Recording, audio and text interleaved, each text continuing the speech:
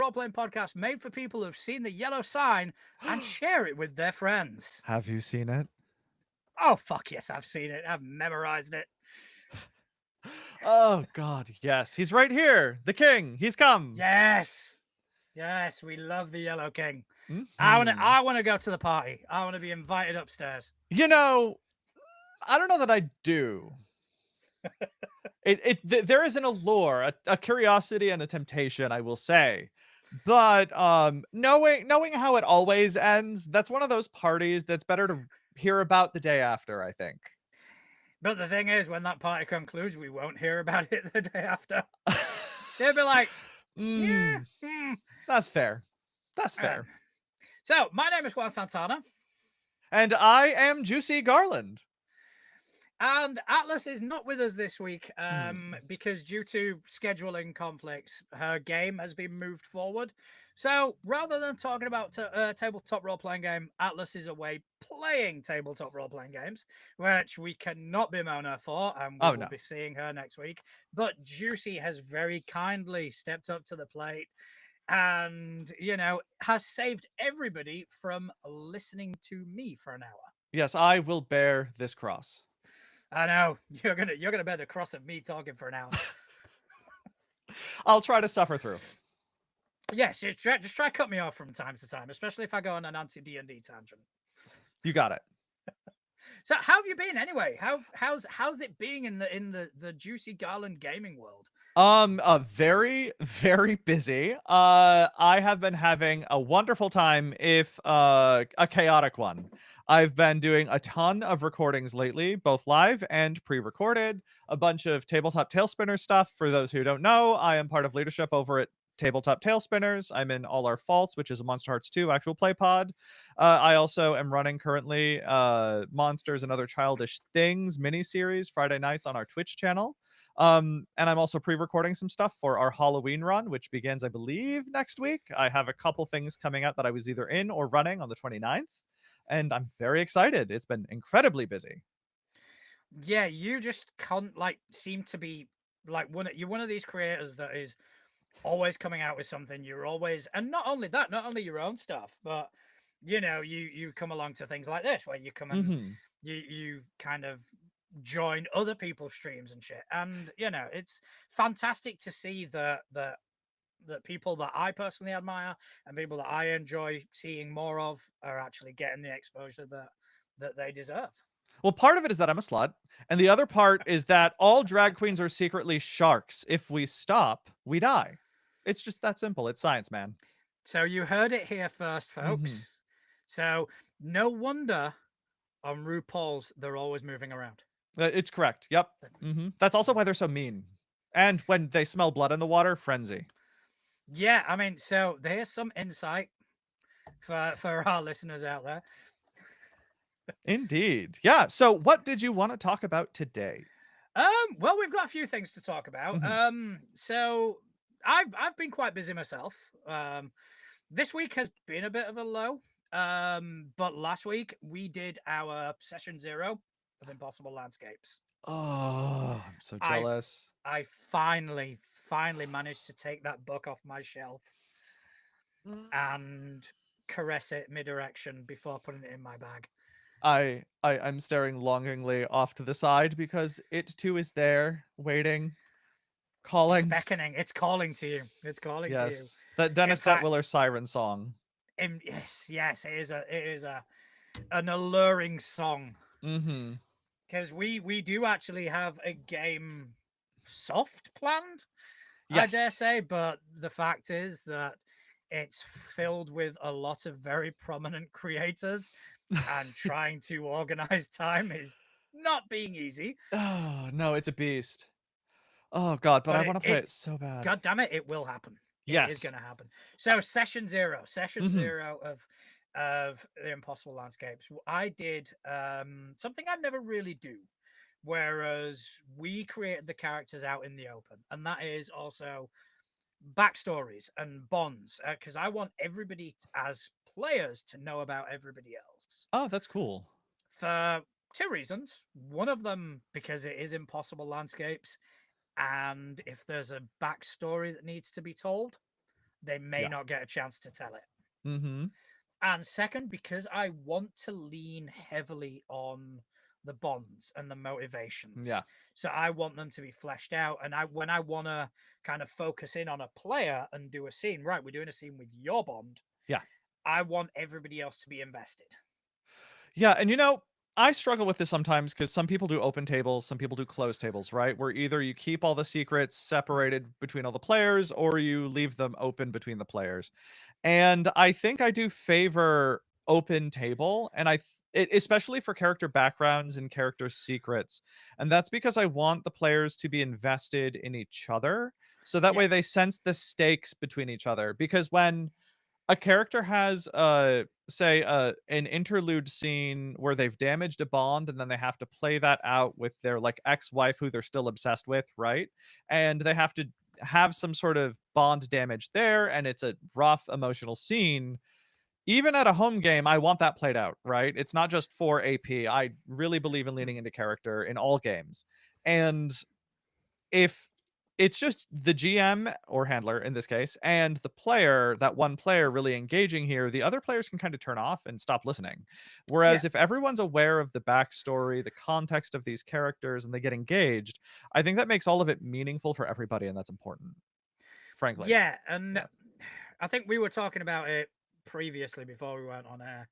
And we can kind of lean into it now is the inherent problem that Delta Green has Mm, yes. with Yeah.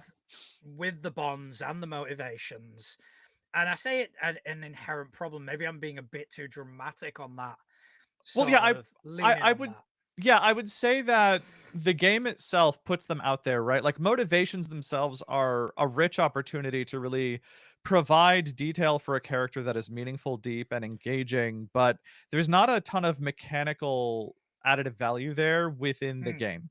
So, character or players rather who tend to be the kind of players, and I said this when we were talking beforehand, who don't understand that the game itself is critical of police and like power institutions and really want to do cop cosplay in their Delta Green and don't understand the concept of irony, they don't really invest often in motivations or really put mm, consideration into the impact of harming your bond because you're using it as ablative sanity. yeah. So when you do that, you take away from the opportunity to have a full and rich character when all of these characters tend to have a short half-life and they tend to diminish over time. And you really want Mm, to engage with that to get as much as you can out of the game and the character because there's so much there. It's why that game is my favorite game. yeah. But those players don't access that whatsoever. And I found that at a lot of tables when I've played with a lot of internet strangers, we'll say. Mm. Yeah. Yeah, I mean, 100% agree. It is my favorite game as well.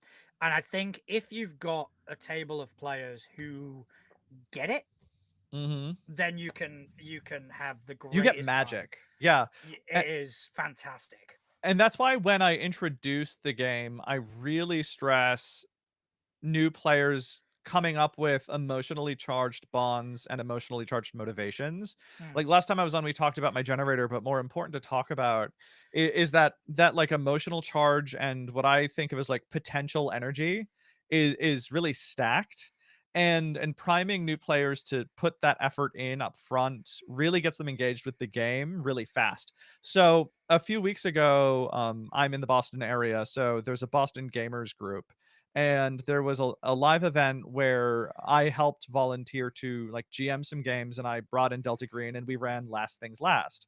yeah, And I prepped characters, but I left bonds and motivations blank. And then I had them fill them in, but I gave them using my generators, like the sort of keywords to get them to put something in. yeah, And they never having played Delta Green before, but maybe they listened to a couple of them, listened to Glass Cannon play Delta Green, they understood some of the concepts and they really dove in. And when they had that like emotionally charged detail in the character sheet, so suddenly they had these complete characters that they were really, really into. And then yeah. they were able to gravitate to the game in a way that I've seen other players not quite take to, just because they don't get as invested in the journey. Yeah, I mean, it's like with my table. The I got the players sort of warmed up to Delta Green Hmm. before I threw them into Impossible Landscape. So we Yeah. did a Oh run yeah, of you need to. operations. We did like Last Things Last, we did Viscid, Music from a Darkened Room, Sweetness, ended up on Ooh, Ex Oblivione, which is classic. fantastic. Um, but that was very much okay. Build your character, give us a back. Here we go. Now this time around, what we've done is we created the characters, and instead of kind of going right, pick a profession, it's like, tell me about your character. Yeah. So I've got, get this, a psychic detective. Okay. Wait. S- Yes. Yes. And So yes. mentalist. So imagine the mentalist, or imagine psych, or imagine lie Mm-hmm. to me, something. So that's what I've got. All right, with Yep. an actor's background. I have got a mob freelance wet work Oh. specialist. Okay. So basically, we've just bastardized the spec ops Mm-hmm. profession, and then I've also got a mob middle management character. So like a senior goon. Yeah, like a bit more than a goon. He runs a dock for the mob. Yeah, that's why he reached senior level. Like Yeah, he's like a fresh manager. You like spent a couple of years as a goon. He's been promoted to senior goon. Like the yeah, next position is like director of like goon operations. Is the yeah. next Exactly. step. Yeah. Then he could always go another direction, go into HR. Oh yeah, of course. Yeah. That doesn't have a long shelf life though. Right. No, Just not in the mob. I can imagine. Well, you know no what? I HR bet in the shop. no. If anyone has good HR, it's the mob because HR is not for the employees. HR is to protect the company That is a fair against the point. That is a bureaucracy. fair point. Yeah, that is a fair point. You know, they Yeah. didn't read the policy. Mm-hmm. Mm-hmm. Just a quick shout out to Justin. Our very own Oh, Justin is in the chat. He hi. just put something to say that he likes to get players to write down X number of rumors about their characters, X being the Yes. number of players at the table. And these may or may not be true. I then shuffle them up and dish them out so they have all heard of each other a tiny bit. I love that. That's And excellent. and he's also got 100% death rate in my Delta Green games. So, yeah, me. Mm. I like So, murder in games, yeah. Murdering my I character murdering my love players is murder. fun. What we also did was we did like a couple of Bond session like scenes where it's a session zero. So okay, Yeah.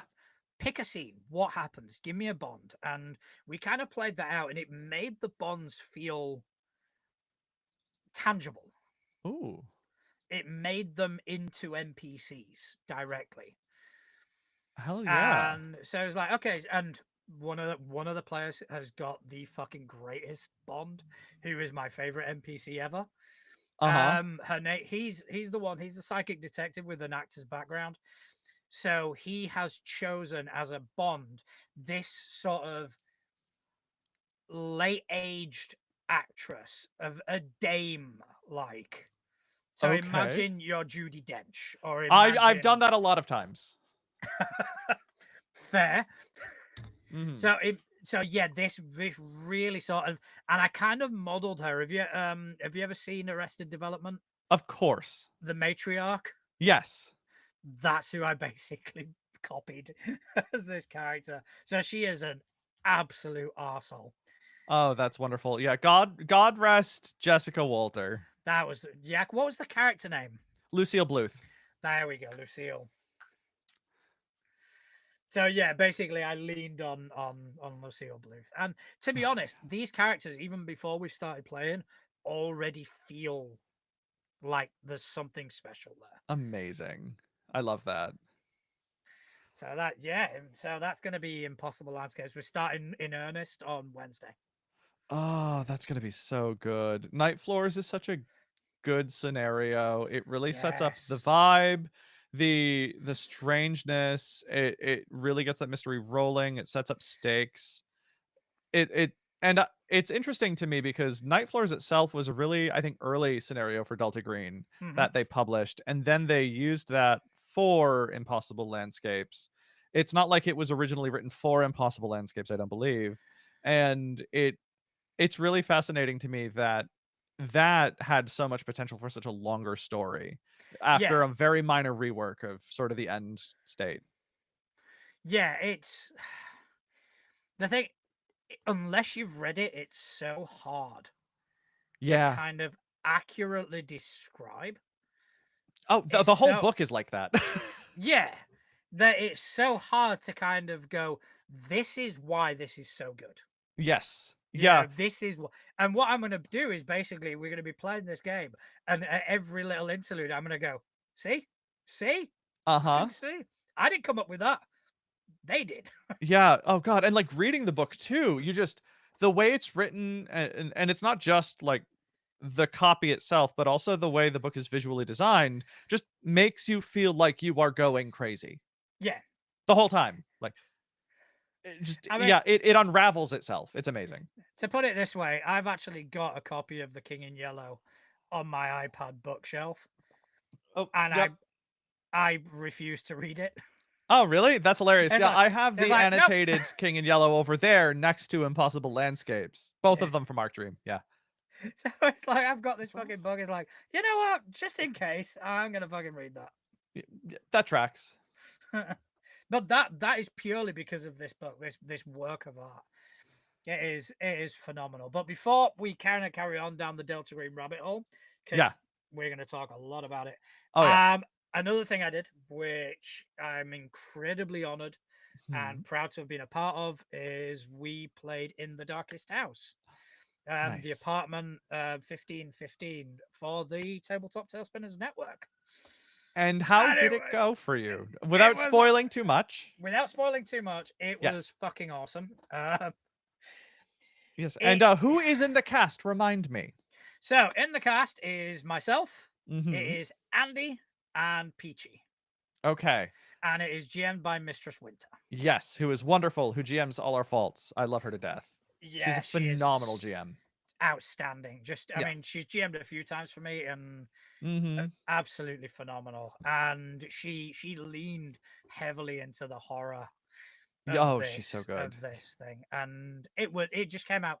It was funny. It was scary.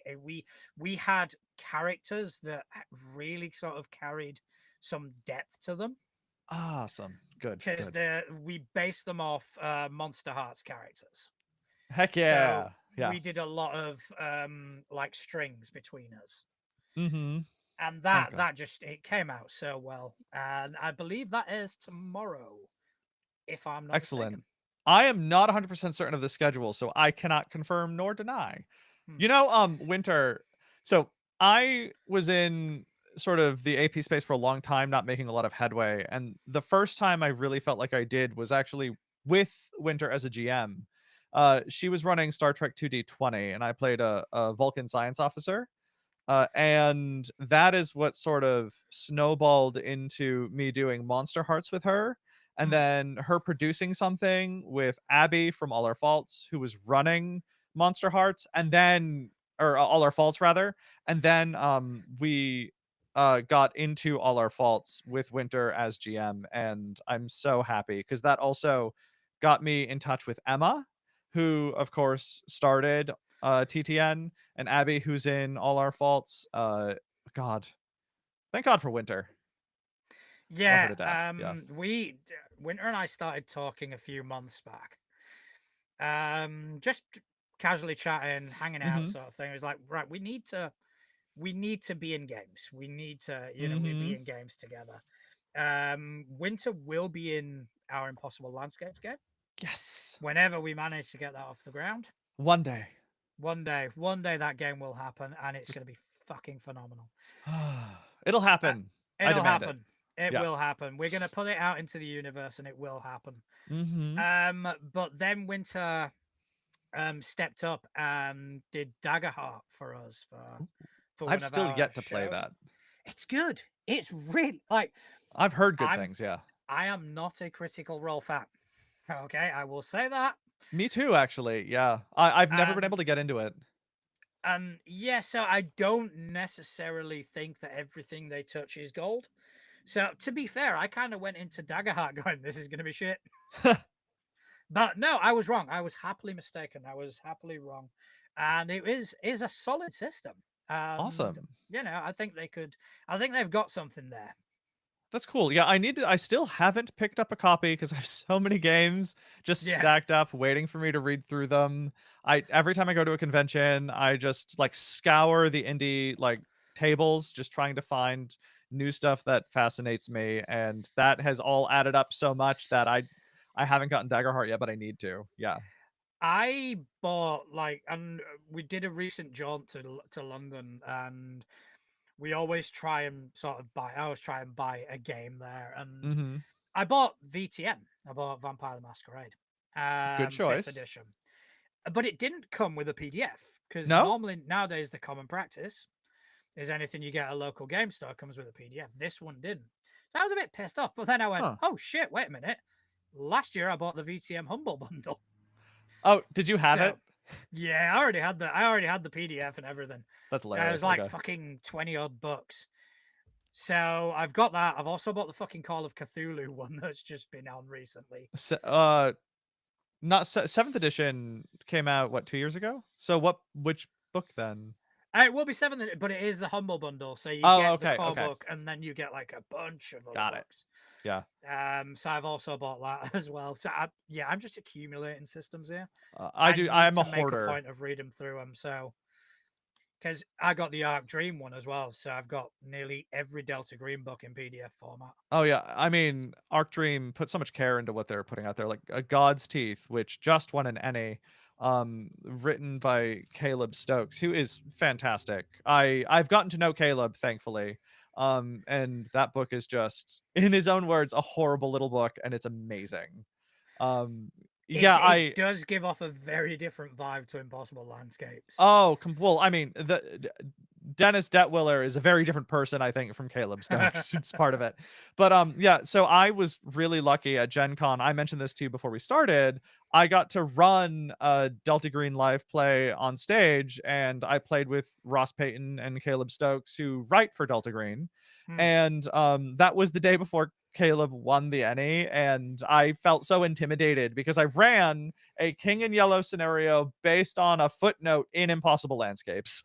That's amazing. Which I'm really happy with how it came out, and there is an audio recording of it, and if it ever gets edited, it will be published by Ross. So we'll keep our fingers crossed. Um, I want to hear that. yeah, I'll I keep you one posted on that. hundred But percent want to hear that. yeah, and that'll end up on Roleplay Public Radio, which Ross puts out, which is a really cool podcast. If you don't know, Ross has like 100 podcasts. It's ridiculous. But Roleplay Public Radio is where he does like actual plays of one shots or limited Hmm. scenarios of a bunch of different games he's either worked on or is interested in. And I do like that pod a lot. Yeah, our scenario will be there. He does a bunch of Delta Green there. He also does like Unknown Armies and a bunch of other games. I mean, that sounds amazing. Yeah. That I mean, to be honest, you're rubbing shoulders with royalty. Oh, I'm just a schmo. But yeah, so I should tell you a little bit about that scenario. So in Impossible Landscapes, there's a footnote about a play that happened in New York off Broadway based on The King in Yellow in the 50s. Yep.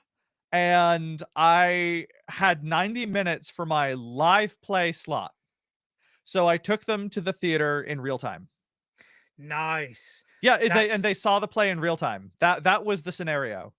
And I felt like it went really well as like reality kind of dissolved and shifted around them. It was a real fun time to run. And yeah, so I had Kat from All Our Faults, and then my friend Maz, who's also in the actual play hmm. space. And everyone brought in these like ridiculous characters going to the theater. Like Kat was a like wealthy financier of this particular theater, and Maz was like a begrudging theater critic. Caleb was this failed playwright. Ross was like he he was sort of like a theater critic slash CIA plant looking for communists. And That's yeah, amazing. they all just sort of and the idea was they all had to sit next to each other as this play Hmm. goes on, and it was in the style of like absurdist theater of the 1950s, like Waiting for Yeah. Godot. So I listened to or read a bunch of absurdist plays from the period, and then constructed in my mind what Her Grey Song would look like and Yeah. sound like. And then I mapped out what that play would look and sound like, and then figured out how the world would change around it. And that was the scenario, and it was really cool. That sounds amazing. That does sound fantastic. Because I mean, yeah, a lot of what happens in Impossible Landscapes before the agents actually take center stage, pun intended. Yeah. Is there's so fucking much. Yeah, and a lot of it is all illusions and, like, referential, nothing is directly stated or described, so you Yeah. kind of have to fill the gaps in your own imagination about what it is, and it's also, I think, really intimidating to construct what does an adaptation of The King in Yellow not only look and sound like, but what happens, and how do you do it justice? Yeah. And that was I set up a big task for myself, and a lot of it is really not showing chunks of it and just showing the impact of it, and finding ways to do that, so then you can imply sort of what's going on stage, throughout parts of it, so you're not showing the whole thing, But and that it's worked. also you doing it to people who are very familiar with the source material. You're not doing Yeah, it yes, yeah, 2 who you're not weren't and 2 who deeply were. yeah, so you're not doing it for just people where you could pretty much, let's be honest, Yeah. get Say away anything, yeah. with say anything. Okay, then this happened. Then a dragon comes down or whatever. Mhm. Whereas if you're doing it with people who were actually at least part of the Yeah. company that produces it, Yeah, I who know. will probably know it back to front. Yeah, why do I And do these things to myself? Frankly. I But honestly, if anyone would be able to be in that position and flourish, it's fucking you. oh, I mean, I was gonna do that to myself anyways, whether or not they were there, because like, I'm the kind of idiot who gets the King in Yellow tattooed on them, and then, like, sets that high bar just because, I like pain, I guess? I just wanna suffer. But That's just it. you are a huge fan of the source. You are, I oh, yeah, oh, yeah, you oh, know. yeah. So I think if anyone is to do it justice, it would be you. Like, And I no hope I doubt in my did. mind. I feel like I did at least a good enough effort. I feel like it turned out reasonably well. Yeah, and it's funny, I then played the scenario with like non-AP people, just friends, Yeah. after Gen Con, just to see how it would play with people who don't know the material, who don't do performance. And it went Hmm. very differently because they have different attitudes and they usually Yeah. play Call of Cthulhu because it was like my Call of Cthulhu home group.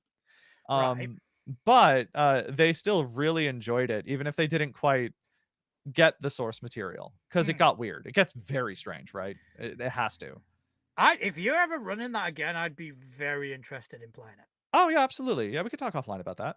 Yeah, Yeah. I'd be interested to see not only just what you've done with it, but I want to see what sort of things your mind can craft. I want to Yeah. when you deal with somebody and you kind of begin to get to know somebody Yeah.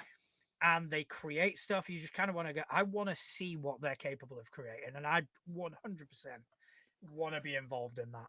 Yeah, and I try to when I write scenarios, I try to not be proscriptive and limit the player's agency in making choices that they're interested in and that they'll have Mm, fun with, so they get their own flavor too. I want to be able to work with them, not sort yeah. of put them like even if it's sort of a linear story, I want them to inhabit the space and make it their own as well. And like this scenario in particular, I think leaves a lot of room for that because the stuff is Mm, going to happen around them. They have to react to it, and they bring yeah. whatever they're going to bring, and I just instruct make big choices. Right? That's usually how I run games, anyways. And there's a lot of space for that, and I like it. I'd love to do that. I'd love to run this again in with different combinations of people just to see how it goes. And I would what I found when I played this with sort of what I'll call normies, is that I like extending it to 2 hours Yeah. because that gives some more upfront space while they're waiting for the show to start to like interact with each other, That's which a was good actually yeah. feedback I got from Ross. And then a little more post time to sort of have more epilogue. Yeah, I like that because they did that because I felt that PX Poker Night did that really well. Yeah, Where yeah. you've got these things that are gonna happen, Mhm. but there's a bunch of so yeah, I think that would be But yeah, is a good idea. It's a good choice to make to get people to get comfortable with these characters who yeah. may very soon get ripped away from them. Oh yeah. But keeping the clock in real time for the play Hmm. in that like 70 minutes is necessary. Right. Okay. So the play itself. Yeah, I get what you mean. So the play technically is 70 minutes long. So Yes. if your scenario is 90, Yeah. What I'm doing is extending the, like, upfront time so they can get into the characters, hmm, get to interact with each other so they can build some relationship, because yeah, it's intended for them to sort of come in as strangers, and also it gives a little time to interact with, like, the director who is at the gala because it's opening night, yeah, and a couple other people who've worked with the play or the hmm. bartender, and gives them sort of a way to interact with the space freeform before they have to go sit in their seats, and then experience and react. Which, to be fair, is, I've been to the theatre on numerous occasions, and that does happen.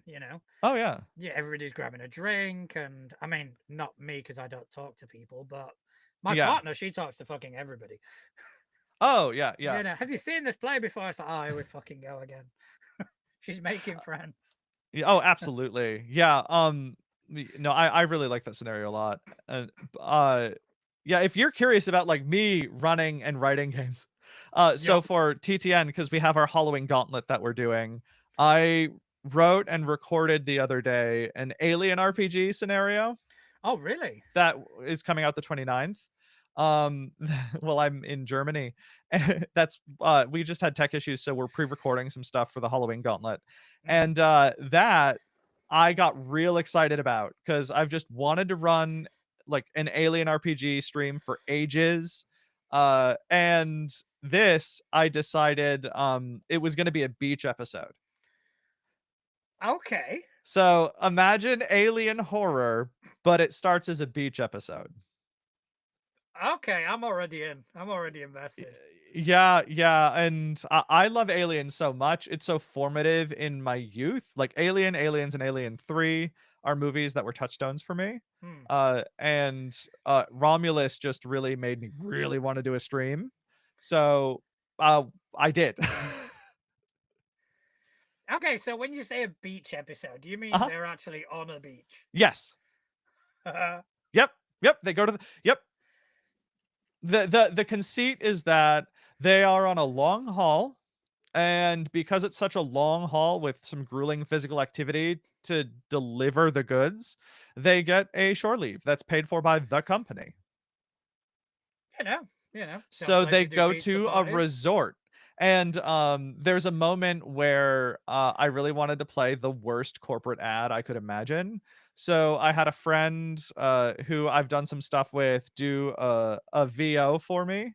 And Mika from Roll D5 helped me write the copy for this terrible ad. And I put the most banal, soulless, like corporate music I could find underneath it. It's like a Disney vacation ad is what it sounds like. That's It's amazing. amazing. Yeah. That's phenomenal. Yeah, I'm excited 'cause it plays and, the only thing is that we couldn't, like, pipe the audio for it into, like, everyone's ears when we were Mm. recording, so they couldn't hear it. But then I, like, put it into our chat so they could listen. It's funny. It's real funny, and I can't wait for it to be in the stream. It's so dumb, and I love it. You said that's on the 29th. Yes, I believe it's on the 29th, yeah. Okay, I will be watching that. I just love the concept. Yeah, and, like, we had Calamity, I had Nick from Gehenna Gaming, I had Adam from, 5 GMs in a Trench Coat, right? Or, what are they? Oh my god, I feel like a dummy. And, oh my god, who else was in there? I am having the worst brain fart because this week has been bananas, so I'm just gonna go right to my Discord chat and tell you exact oh, Andy from, Margot Mods Games. Yeah, Hmm. there we go. Yeah, and, 5 gems in a trench coat. Yep. Yeah, Adam Gonzalez. Yeah, this cast was so into it. It was a great time. No, I mean that. I think just the concept of it, as someone who has lived in a beach resort, Uh-huh. Yeah. just the idea of, because you get the idea of like something horrific happening. That's, I mean, maybe it's me that's just a bit of a sociopath, but when you're in a beach resort, everybody's guard is down. Yeah. Oh, yeah. Yeah. Everybody's relaxing. Everybody's guard is down. And there was a game where they kind of leaned heavily on that. I think it was one of the zombie games where it kind of Mhm. happened. And I just think it is a fantastic fucking setting Yeah, for it's a something bad to happen. it's got strong vibes. Everyone knows what it looks and feels like. So it's something that's easy to latch onto to start a scenario, I think. Hmm. Yeah, I actually for later, I just sent you my ad just as a little treat preview. I, I I think mean, you'll we could technically play it in here if you I mean if wanted you to. wanna, I'll I let mean, you. in the meantime, you carry on talking. I need to Yeah. set this up because this is a bit. Okay, yeah, sure. Yeah, so other things that I've been doing, so Monsters and Other Childish Things, I want to talk about that because that game is special to me. So I've been running a mini series every other Friday night at 8 p.m. on the TTN Twitch channel. Monsters and Other Childish Things is the game that got me into indie TTRPGs. In 2012, it's also from Arc Dream, which hilarious, unrelated to my love of Delta Hmm. Green. I actually remember looking at advertising they had for Delta Green and going, "This is a cop game. Why do I want to play this?"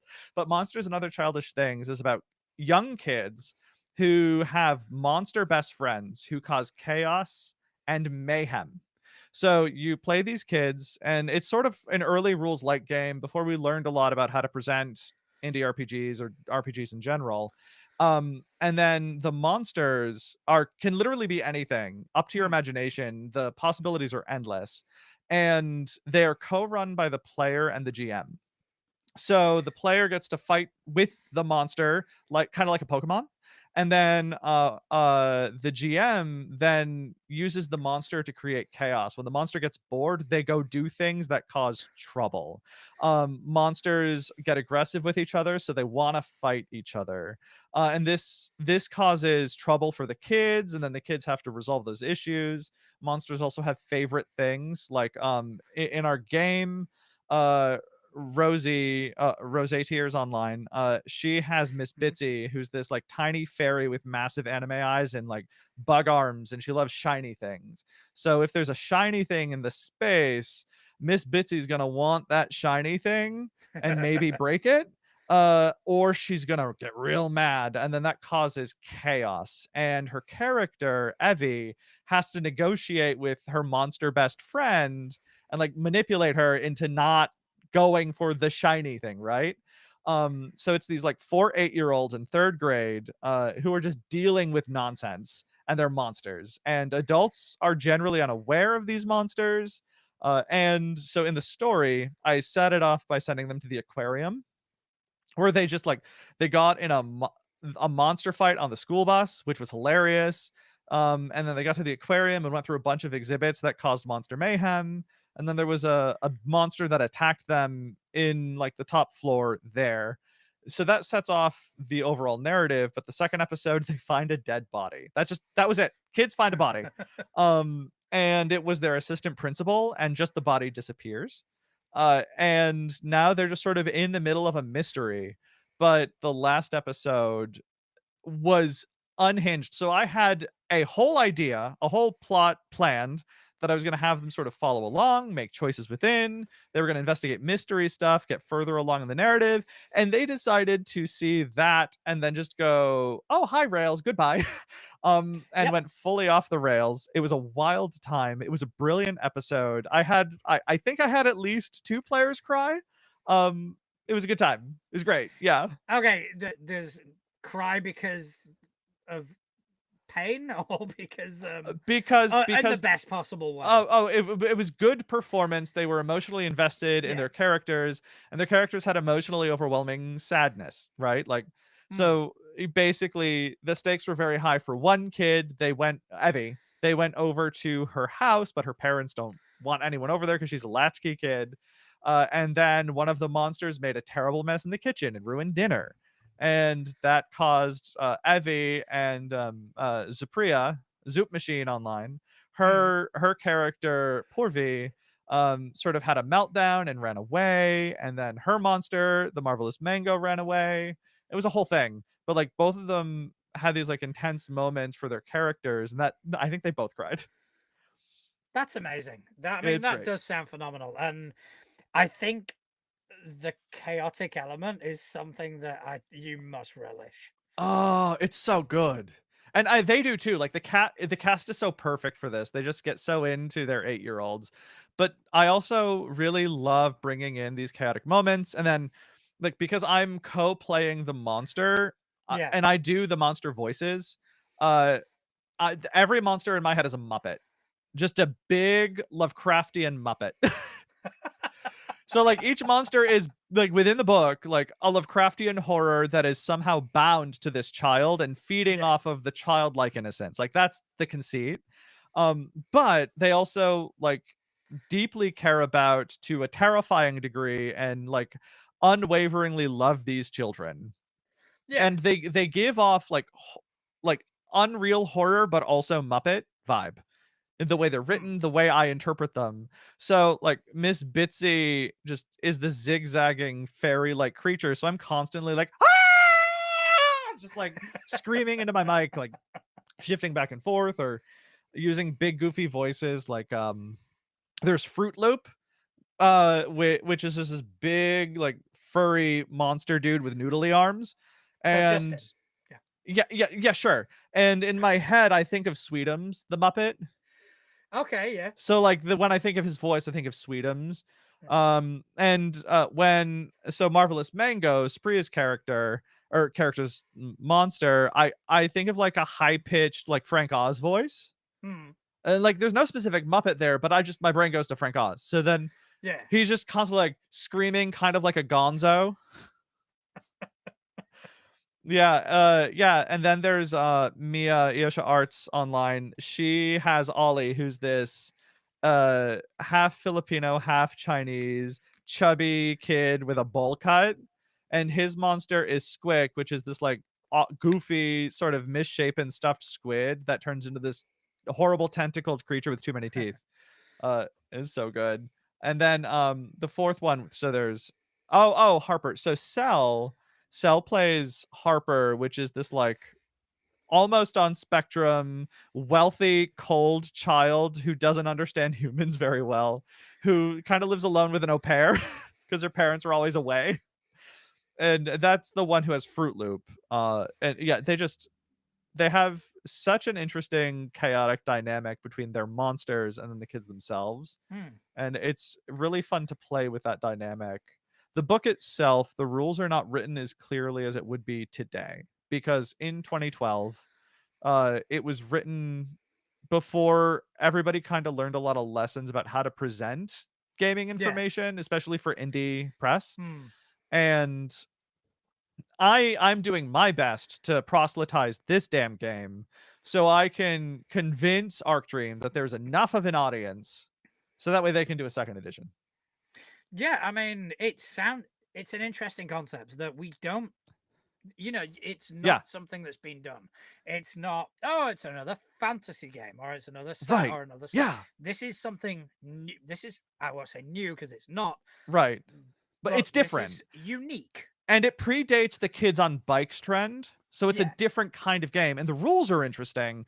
They're written odd because they had a really cool idea, but I don't think at the time they knew how to present it as well as they might have now. Hmm. So you get dice pools. So it's stat and skill, and each stat is assigned to a body part. So, and Okay. it's D10 system. So you like basically distribute. So it's standard for humans. Like, so like 1 to 3 would be a hit location. 4 to 5 is another. 6 to 7, 8 to 9, and then 10. It's like Right. feet, hands, guts, head, face. I think is all of the different hit locations. And Yeah. then there are different skills for kids associated with them. And basically, you add the number of dice associated with a skill and the number of dice associated with its related stat. You roll them and you look for doubles. Okay. Yep. And then for like a contested roll, you want the higher double. Doesn't matter how many match unless it needs to be faster. Then you go for the what's called wider roll, which is, like 3 of a kind versus 2 of a kind. Interesting. Yeah, it's a really cool concept and I love it. And it because of how it's explained and it's different from how we typically see games communicate rules and just Yeah. even the rule system itself is different. It's clunky at first, but once you get into it, it's great. It's a great system. And it's really adaptable because you can take that and you can apply it to the monsters, which is you get a number of dice, right? And then Mm. you just assign them to hit locations. Yeah. Any number of dice to those hit locations, 1 through 10. Split them up how you want. So Yeah. then you can make your monster anything you want to, define it any way you want, and it's fully freeform, but it uses the same rule because what you're doing is you're making sets of dice pools, Mm. and Yeah. it's really cool. Yeah, And I like yeah. that. I like the looking for doubles. Yeah, and then it also leans a little bit because Delta Green was already out on bonds, but it Yeah. calls them relationships. So what it does instead is you can use a relationship that is important to you to add dice to your dice pool that you're rolling.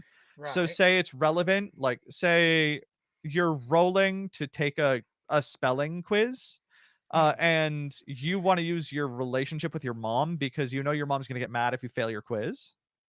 Yeah. You can use the dice in that pool of that relationship for that roll. But if you fail it, your relationship goes into shock. And that makes sense because like you did this for your mom, you fail because it's important to your Your mom. mom's gonna be pissed off. Your mom's going to be mad. So then you have to spend quality time with her because you're going to lose a die and it goes into shock. So you have to spend quality time to be able to use it again and to build that back up. That sounds really interesting. Yeah, it's really cool. And monsters feed on emotional energy, right? Because they're Lovecraftian horrors. Yeah. So they can use your relationship dice, Right. but Okay. those you can't recover because they eat them. And then if they fail, right? And Yeah. then when monsters fight, they can chew off parts of the other monster that loses. So it's like taking a bite out of that other monster. So they But lose a stat, as it were. They lose mhm. stat points. Yes, because damage is also like your stats are also your health. Yeah. So when you take damage to your skills and stats because that's where your hit locations are. Yeah. It's this interesting balance because all the stats and skills are very plastic in the game Hmm. because there's not like a level progression. This was, I think, at the time very unique. Um, yeah, it's really cool. It's the whole system itself is based off of another like a superhero game that I think Greg Stolze wrote. Uh, But it was adapted for this. I'm looking it up now. It is the One Roll engine, Yeah, there you go. and it was developed by Greg Stolze for the alternate history superhero role playing game Godlike. Yep, godlike. Yeah. No, that sounds phenomenal though. Yeah, it's a That really I cool mean, game. I mean, if you've sold me on monsters and other childish things. Yeah, I will say being in 2012, some of the language is a little outdated. Like it because it was 2012 and they were trying to use language that is like language kids use, it drops like the R word once early in the book, Yeah. which I don't love. But that was the period, and we've grown since then, and the Arc Dream guys have significantly grown since then. They would not do that again. Then that's one of the reasons I want like a revision of the book is because I want it to be updated with a lot of the lessons learned we've had in the last 12 years. And there've been many. So just putting this out there, all right? Because you are on speaking terms with some of them. You know, what about if you were to say, what if I did a revision of the book? I may or may not have been actively lobbying them and may or may not have already suggested that to one or two people. And I may or may not be taking notes as I'm writing my mini series for rule ideas and may just in the future decide to put something together and just throw it in their direction and see what they Just, say. oh, It's oh, more oh. complicated than that. And and also I had a serious like what would it take Yeah. question just to know. And it's Mm, more complicated than that. yeah. But I want to have a more serious conversation eventually. If I can demonstrate there's an audience, which means me playing more monsters, building an audience for this game, showing that I can get engagement, talking about it with more people, that stuff. If I can really build an audience, uh, Mm, I think I might be able to lobby, seriously, because I think we can show that there's a market for the game. I mean, okay, what do we need to do? What do we need to do? Do we need to promote? Let's fucking promote. Heck yeah. Yeah. Let's do it. Let's promote the shit out of it because, yeah, I'm invested. Yeah, it's a really cool game. It really is. And to be honest, I mean, like putting it in a purely fiscal sort of realm, if Arc Dream were to do that in order to capture a younger market, I think they could. I mean, their hands are so full with what they've already got. Like yeah, they are constantly working on Delta Green and literally everything else they have going. yeah. And if there's not like a very actively hungry market for something, I don't think they just have the bandwidth. No, That's part I of it. mean, I Like 100% appreciate in that. all honesty, I think that I think that it will take me literally writing a book and going, "Hey, you want to see if we can make this work? I wrote a book for you." Like because I'm the one who's interested in this game. Yeah. And what it's going to take is me probably doing a heavy lift and then demonstrating a market exists to buy it. That's probably it. All right. Well, as always, any help you need? Yeah, and of course, this is all in my own head and speculative, and Arc Dream has endorsed nothing here, and I just want to make No. that certain everyone knows. To be honest, we don't have a big enough audience for that to ever be a problem. That's fine. I just want to make sure I'm covering my ass. Yeah, of course, of course. The views, what is it? The views expressed within this podcast Mhm. are in no way related to the views expressed by Arc Dream Publishing. By the way, total change of pace. I just realized I accidentally am drinking from a mug of myself. I So did not I'll show you this. notice. I made mugs for Christmas one year. I should really sell these because these are hilarious. So this is me. Nice. I love I that look is from a while ago, and I just have such a good unhinged old lady. I love it. I remember seeing a picture of that. Mhm. I just kind of went, that's fucking phenomenal. Mhm. So your ad has uploaded. Yes. Oh, heck Um, yeah. Let's listen to it. all right, let's listen. Let's listen to the ad for your Alien Beach game. 1 second, it's going live. I'm very now. excited here.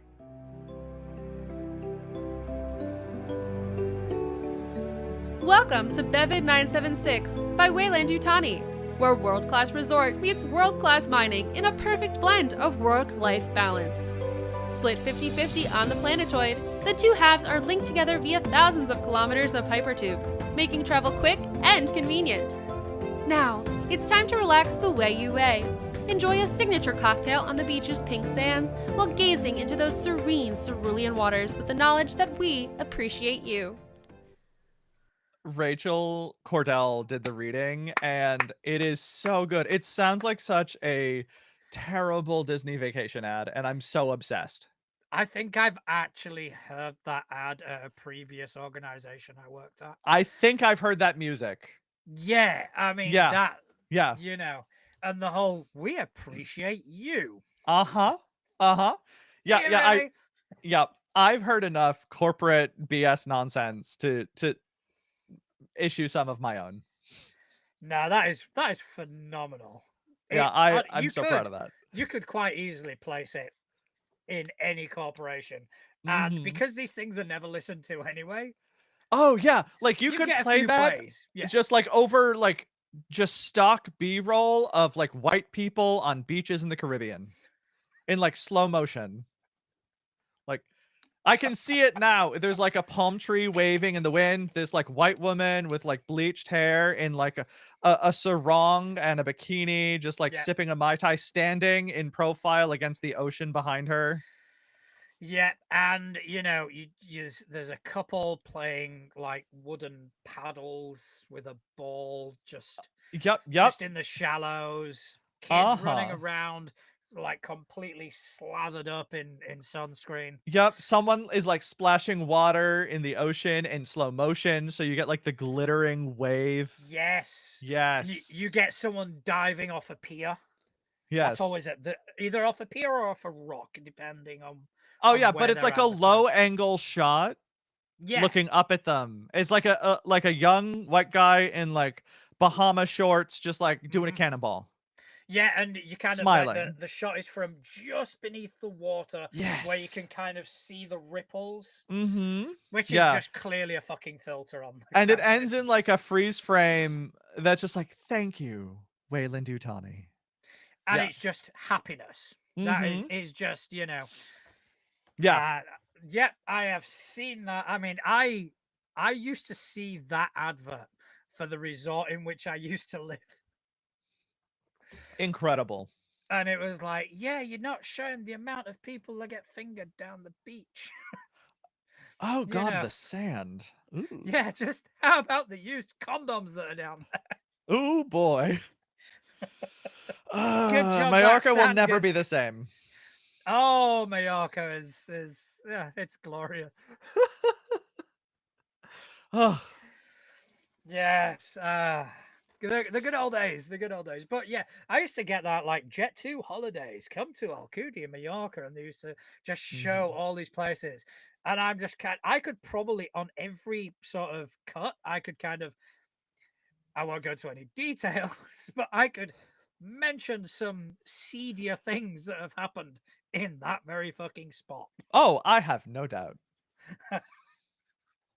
Oh, that's where Santo did this. Yeah. Hospitality is a wild, wild job. Oh, I'm out of it now. Yeah. I'm done. They've raised my jersey up to the rafters with my bottle opener. There it is. I'm no longer, never ever again bartending because fuck that. Mm, I now make sure that people who need it get the scans that they need. good. So I'm on the other side of the health industry, as it were. Heck yeah. But yeah, that sounds phenomenal. And like the monsters and other childish things. Let's get that ball rolling. So we need to support this. How can we support this? What can we do? Yeah, well, tuning into my mini series, and I'm gonna lobby for a second season as well, making sure that people are talking about monsters and other childish things, right? So, like, getting the word out about the mini series we're putting out there is really critical because then more people will see it, more people will watch it, more people will talk about it, and then that gives evidence for, hey, people are interested in engaging. Then that lets me say, hey, what if I just happened to try to put an edit together for like proposing a second edition and at least get something started. Uh, Yeah. and I think it'll take a little while to get there, but as TTN is growing, and we are, like we've grown our leadership team. We've doubled it because it was just Emma, and then it was me and Emma, and now we have Haven and Yuri, and we are producing so much more content now. We're also doing streaming. Like we're growing, and as we grow, we'll bring in more audience, and that will get more eyeballs on this stuff, and we can really help support the indie gaming like sphere, which is where my passion lies. Yeah. So yeah. Yeah. I mean, TTN do some fantastic stuff. I mean, because when we learned about TTN, it was just Emma. Yeah, yeah, because And that we was probably actually had before her I on the started. show. Yeah. Yeah. Not long before though. You Mm. started very shortly after. We had Emma on the show, and it was Yeah. just such a wonderful person. Oh, I You love know, Emma to death. you She know, she works her butt off so hard fuck yeah, all the time, and it's ridiculous. Like she and I are working our butts off in different ways. I have negative time on the clock, yeah, and because of the day job just taking up so much of my time on top of all the other commitments I have, and she is just round the clock working on editing, herding cats, dealing with like just management of the network all the time. She's amazing. no, she is, and it is a great network. You put out some amazing stuff, We and try. Yeah. I am honored and thrilled to have been a small part of that, which I still maintain is aired tomorrow. I need to double check that. But yeah, just to kind of be a small part of that for me, it was such a fucking huge honor. Oh, come on. You're And fantastic. now, but it was fantastic to meet because I'd never met Andy before. I've played with Peachy Mhm. a couple of times, but I've never met Andy before. And we, like the three of us, we bounced off each other so fucking well. Peachy was definitely the voice of reason of the party. That that tracks. as per usual, I was the opposite of that. Yeah, I get that. And Relatable. Andy was kind of in the middle. But it just worked so well. And our characters, because we'd used Monster Hearts Yeah. and created these strings, our characters already went in Mm-hmm. with these, for want of another word, bonds that were already there. And it was such a phenomenal time. And I am trying to stall as I look for when it is going to be released. Ah, you're vamping. I'm Okay. vamping. I'm vamping as best as I Yeah, can. no, that's fine. I mean, we have so much going on. There's also another one shot I'm doing in November. There's this game called Under the Autumn Strangely that is this really interesting dice-free game that I found at Gen Con, written by Grim Gents. And that's going to be me, Emma, and Rara. And it's a co-narrative story where we're Okay. basically telling a story together where someone is going under the autumn strangely and uh two of us will basically play the environment, one of us will be sort of the source of conflict, and the other will be the world.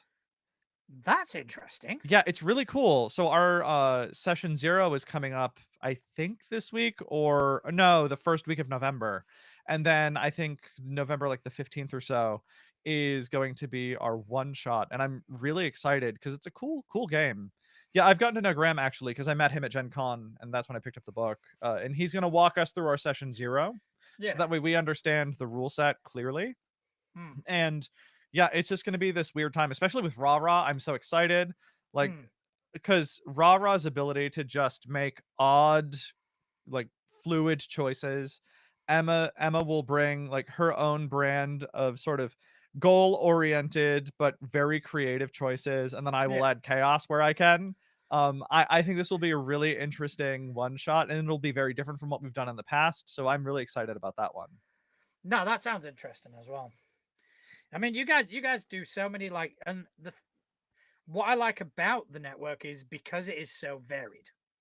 Yeah. It's you do multiple shows and multiple sort of um properties, multiple systems, but at the same time, nothing feels like a repeat. Nothing feels like, oh, we've seen something similar to this in this other and everything you guys do, every individual show is its own property. It's its own sort of vibe to it. I hate using that. I feel No, I'm I get too it though. old Like, to use that word. nah, no, like we don't do something unless it is creatively interesting. Yeah. Because at least it's my belief, and it's Emma's belief too. I'm pretty sure I can speak for her on this. That like, if we are not creatively interested in it, it's not going to be good content, right? Mm, It's not going to be a good performance and something interesting to watch long term. So when we put something together, we're really interested in finding things that drive us and interest us and like set us up creatively. That's why like I really wanted to do an Alien one shot because I was creatively inspired. I've wanted to do it a long time. Or like mm. I've mentioned to you, I think the last time I was here, how I want to do like a long form Delta Green A piece set in the 1950s. Yeah. And I want to really lean on like sci-fi B movies and tell that story. And I'm really excited to do that. And I just have to take a long time to put it all together because Mm, I'm so perfectionist, frankly. But I also just want the resources necessary to make the best possible show. yeah. Uh, that and also get more like GMing long form under my belt.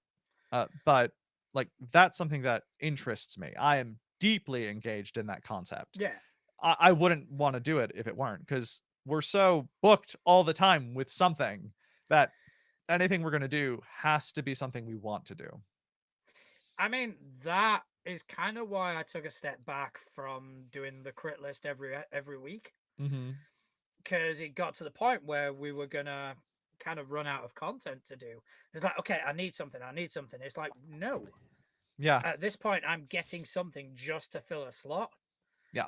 Whereas now we just recorded half of a run of Shadowlight and Persona by our good friend Craig Tezrak the Imp Slayer. Oh, cool. And that'll be once we get everything recorded, we'll start airing that. But once that finishes, unless I've got something else that comes along and interests me, Yeah. all right, well, the crit list will be on hiatus. When something comes along, Mm-hmm. when you come along and you run your King in Yellow session, it'd be Yes. like, all right, yeah, let's put it out there because Yeah. it is something we're interested in putting out to the world. But yes, I do completely get that mentality, and it is a fantastic one to have because it gives you the passion and the drive Mm-hmm. to do the content you want to create as opposed to the content you feel you should create. Yeah. Yeah. But that is nearly all we got time for Thank you. tonight. It has absolutely flown by. I only know that because I looked at how long we've been talking. So, do you want to tell people about where they can find you, how they can get involved with all the fantastic stuff you're doing? Yeah, absolutely. Send a pre-posted letter via carrier pigeon, or you can find me on the social media at Juicy Garland or at juicy.garland. If I'm there, search one, you'll find the other. You can find me on All Our Faults, which is a TTN produced Monster Hearts 2 actual play podcast where I play the messiest, gayest vampire. I do a ton of other stuff with TTN as well, so pay attention to at Tabletop Tailspinners and other TTN media in addition to my own. I also have recently done a mini series with The Queer XP, which is fantastic. Eric, the GM and the creator of The Queer XP, is a dear friend from the Boston area, and we did a Moonlight on Roseville Beach, which, if you don't know, is a wonderful game about sort of queer pulp in the 1970s. And it's got some weird horror elements. I played a messy gay witch. I really stretched myself for that one. So all sorts of stuff coming up, both streamed and audio content. I have a game with the Queer XP planned in January, which is Sexy Battle Wizards, which is a one pager that should be absurd. And I, like I mentioned, have Under the Autumn Strangely coming out with TTN in November. The Monsters and Other Childish Things every other Friday, though we're skipping this. Not we just had it this past Friday, so the next cycle we're skipping because I will be in Europe. And yeah, all sorts of other stuff because I'm busier than I should be. That is phenomenal, and check out everything that Juicy is involved with. Check out everything from TTN. They put out some fantastic content. Thank you. As for me, you can find me at Natural Juan at dice.camp on Mastodon, at natural.juan on Threads, which is where I'm mostly active. I'm also on Blue Sky, Instagram, Facebook, wherever you see Too Legit to Crit. Chances are I'm behind it. If you like what we do and you want to see more, you can give us a like, a rating, subscribe, or even just tell your friends about us. We're loving this community and we want to see it grow. Thank you, Juicy, for coming in on short notice and just covering for Atlas. Atlas will be back next week, folks. Hopefully her game is running great and she has TPK'd everybody. Good. Fingers crossed. But most importantly of all, thank you to everyone who's taken time out of their busy day to listen to two people waffle on about tabletop role-playing games. Thank you very much. Thank you. Good night. Night. And we are good. Hell yeah. You are amazing. No, you. No, you. All right.